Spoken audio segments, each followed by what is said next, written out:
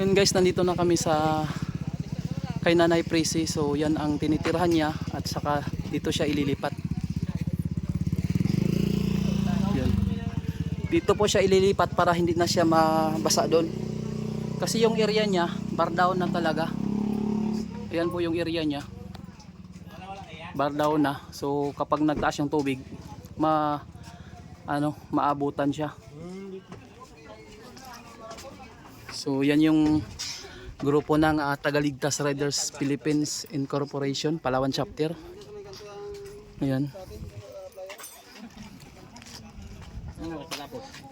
Si Ma'am Tunit, pupunta siya doon kay Nanay Prissy.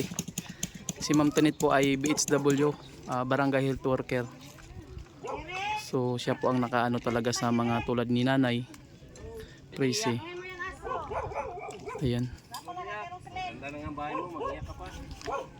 So kapag hindi si Nanay ilipat, kapag tumaas yung tubig mababasa siya kasi yung pisto niya bar down na talaga.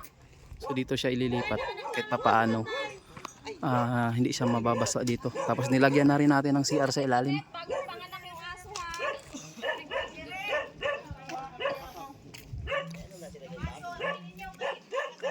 Dito tayo sa taas. Kasi Naiyak na siya kasi lipat na. Tuwang-tuwa na yan.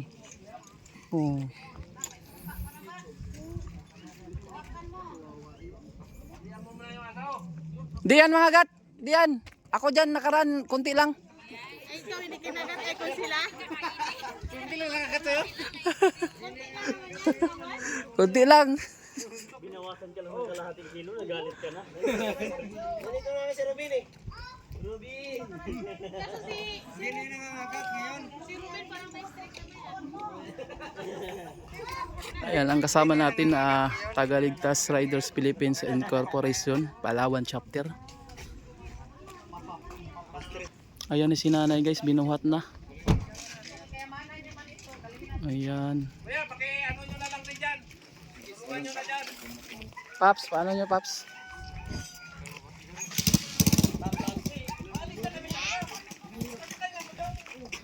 Yan, lipat na si Nanay. Yan. Kahit si Kuya, alalayan nyo lang si Kuya. Likod niya, tulak. Yan. Yan, lipat na si Nanay Prissy. Okay lang dito? Oh, kung saan siya kasi lalagyan pa natin ng mga gamit. Hawak na eh. Yan. Nay, kumusta? Oh, okay ka na dito? Isa si Nanay. Oh. Ay, ito yung bag mo, Nay? Oo. Ayan. Sabi, isa na lang siguro, Paps. Oo. Yung laster mo sana. Diyan lang. Laster niya. Pag ginanap ko makabati. Sino yung nagbuhat yan? Ay, ikaw. Ano, kagawa rin? Hindi po, tanod po namin. Ay, ito yung si Kuya yung nagbuhat ni Nanay. Tanod ng barangay. Ayan, shout kay Kuya. Ano pa Kuya? Oliver. Salamat ko pagbuhat kasi hirap din talaga bumaba dyan na napakaputik, di ba? Yan, ito ang tawad si Kagad Bunso. Ayan, good morning. Yan, maganda na nalipat natin si Nanay do, di ba? Kasi angat ng doon, nababan. Tubig, di ba? Oo, kapag nagtaas, wasak na rin, di ba? Yun. Bisa na lang ba? Bigyan mo na isang damit. Yan, lalagyan ng solar light para may ilaw si Nanay. Ilan yan, Paps? Dalawa, Paps? Dalawang solar light yung ilalagay dyan. Hindi po sa labas yung isa, no? Opo, wad. Oo. Dyan yung isa, tapos sa loob isa. Paayo ng ano. Isa na yun.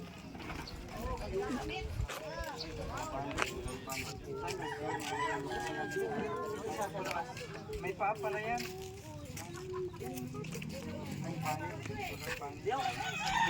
Yan doon yan. Yan. Para hindi mahulog. Tabi lang. Koy, pwede idikit mo na lang yung dalawa, Koy, tapos lagyan mo ng tip. Ha? Oo, lagyan mo ng tip yung kung saan yung bandang sa mayero para hindi siya masugatan. Habaan mo, Koy.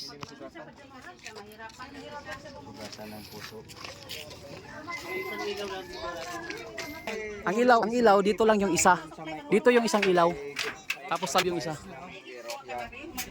Ayan, Nay, ito na yung mga gamit mo, Nay, ha? May gamit yung Nay. Ito na yung kulambo mo at saka yung blanket. At saka, ayan, mga damit mo, Nay. Mga duster to, Nay, ha? O tapos, siyempre, nagbili rin ng bigas.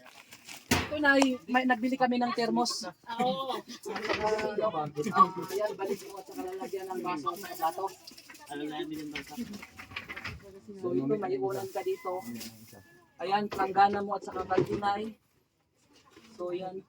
Ito yung mga plato mo na baso at saka tabo. Ayan. Tapos ano yung pops? Ito na, groceries na lang. Biscuit mo. Mga dilata dyan ay. So, ano pa yung pops?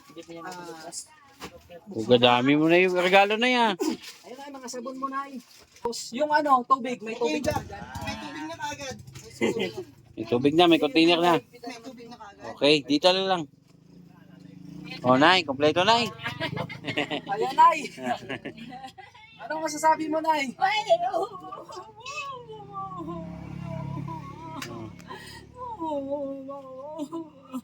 Hindi na makasalita si Nanay pero ayan, nagpapasalamat siya.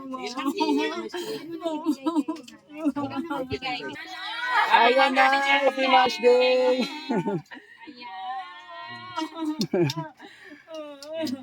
Mother's Day. Oh, picture mo. Naiyak si Nanay sa sobrang tuwa. Wow! Ma'am Tonet, magandang umaga pala. So ma'am, ayun natupad na yung ano natin 'di ba na malipat si Yung mission natin Oo. na malipat si Nanay. si Ma'am Tonet ay saan ka nga ma'am ulit ma'am? Ay, Barangay Council Protection for the Children. Yun nga lang, yung matanda, kailangan din natin. Oo. Actually, ito si Nanay, nahagip to ng bagyong Odette. No, nag-iisa na, dalawa na lang sila ito, yung isa namatay na, kasama niya. Ma'am Tonet, ano po ang nangyari diyan sa bahay? Ayun ba yan pinagawa ng barangay? Ayan ay pinagawa ng barangay kasi nga nung pagbagyo dito was out yan. Oo. And then ito sila, dinala ng conservation. Yun nga, wala na kasi aso, wala nang kamag-anak. Oh. Yung isang mata na kasama niya, sila lang dalawa yan, namatay pa. Oh, tapos nakita ko may mga kasasya. Yung mga kasama, pinatira po niya sa kubo niya.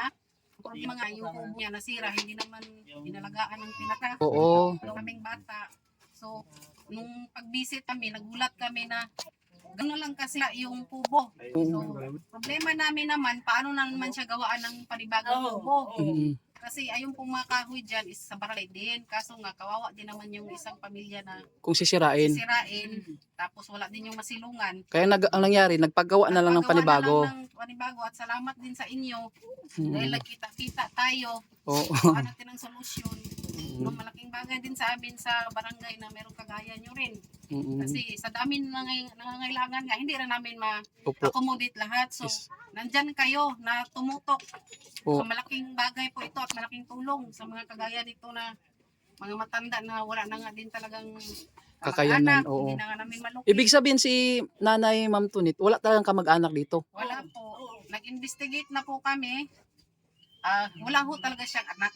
Meron siyang kalibin dati nung kabataan niya, papatay na din. Wala silang anak. Oo. Tapos dito sa lugar sa Palawan, wala siyang anak, wala siyang kamag-anak. Ano po, dati kasi meron daw yung manak, yung anak ng dati niyang kinakasama. So, okay. hindi naman niya, ano yun. So ano, Ma'am Tunit, ano yung pinakapangalan ni Nanay?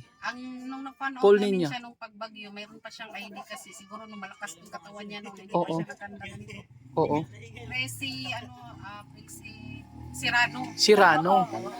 Okay. And then, since nag-imbestiga kami na sa PSA, kasi sabi from Bicol, Oo.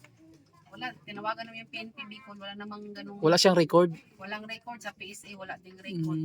So ayun nga Ma'am Tunit, dahil nakita nga natin yung sitwasyon ni Nanay, 'di ba? So ang hirap naman talaga sa kalagayan niya, lalo na nakita ko rin na kapag tumaas yung tubig, maabot talaga yung pwesto niya. Maabot talaga yan, kaya nga nung bagyong ulit, grabing baha na ano, Mm. sira basta. Oh. So ang nangyari Ma'am Tonet, so lumapit din ako sa Tagaligtas Riders Philippines Incorporation Palawan chapter na para ilapit yung tulad kay nanay kasi hindi rin natin kaya, 'di ba? Yun nga sabi niyo na kapag tayo-tayo lang, mabibigatan, mahirap makagawa at saka makabili ng mga gamit.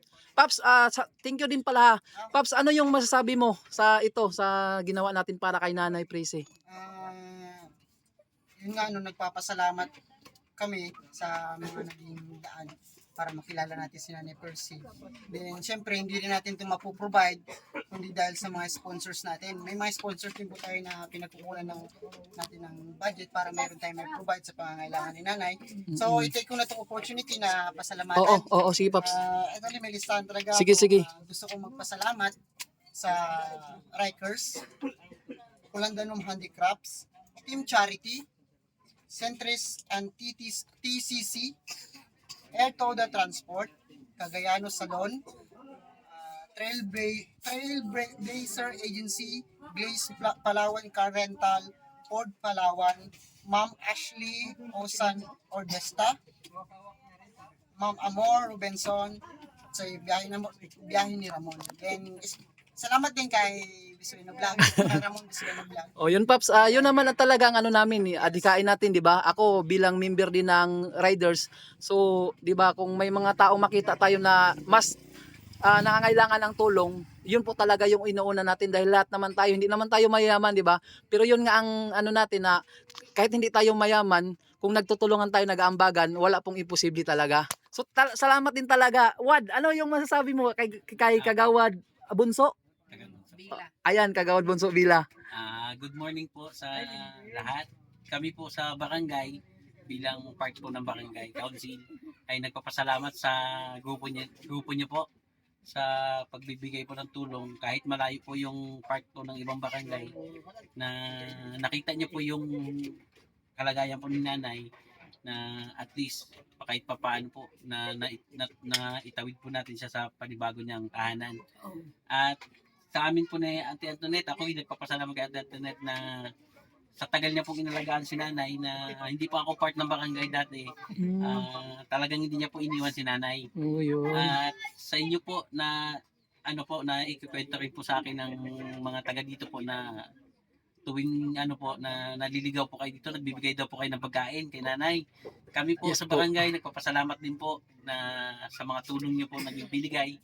Dahil po sa dami po ng humingi po ng tulong sa amin, di rin namin maibigay lahat. Sa lahat na dami ng sa dami ng tao po dito sa Barangay Taguros na humingi po ng tulong. Kaya po sa awa ng Panginoon, kami po ay nagpapasalamat uli sa inyong grupo sa pagbibigay po ng marami pong grocery tsaka gamit po ni nanay.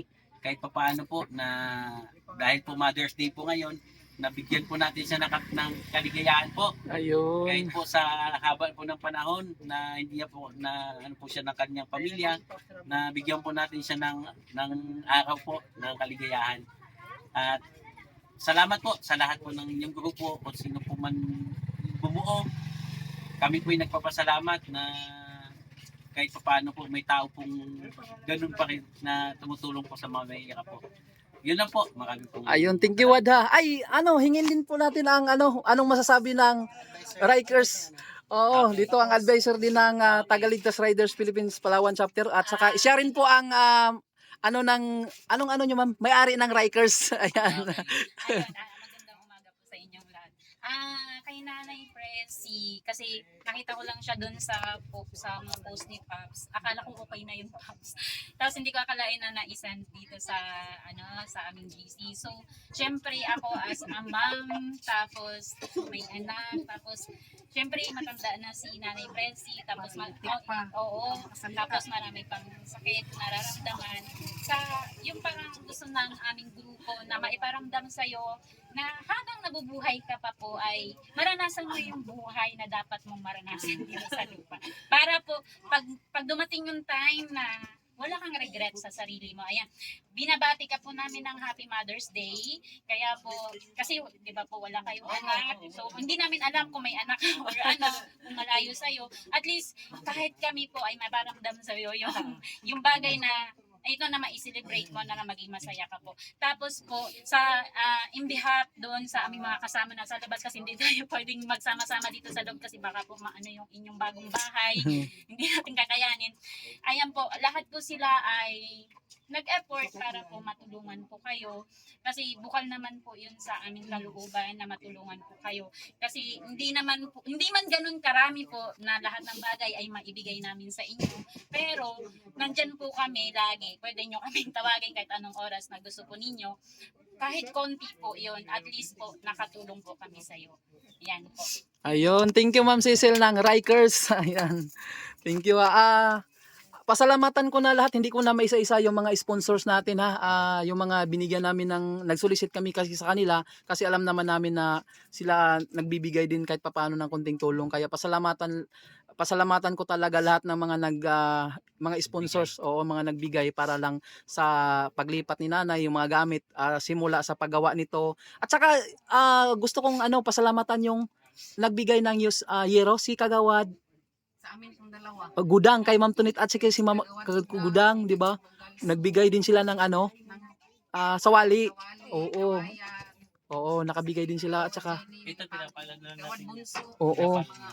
Ayan, thank you sa mga taga-barangay ng mga kagawad. So, ngayon kasi nga nagambag-ambag lang so Oo. tsagaan mo na ito. Oo. Use na at Oo. least malikas yung Komportable siya. Oh, yes po. Oo. Mas maganda na ito kumpara sa Oo, doon, di ba? Total kung may Oo. donations pa so pwede naman Oo. palitan ito someday. Ayun Nay ha. Nay, Happy Mother's Day. Oh, dami kang anak Oo. na. Oo. Oo. Oo, ayan yung mga nabigay kay nanay. So iba't ibang tao ang nagbigay. Nay, may ka dyan? Ano to? Hindi naman natin. Oo. Dito banda Oo. oh. So sila na lang siguro, pwede sila na lang mag-assist niyan, Paps. Oo. Oo. Solar ka Nay ha. Oo, dalawa Nay. So ilagay natin sa labas. Ayun na yung solar na. Solar light tapos yung isa na lang ilagay. Automatic na yun.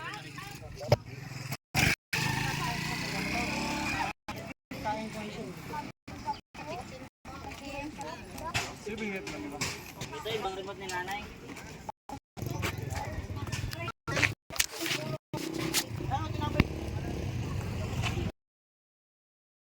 Kaysa. Si ate. Si ate oh.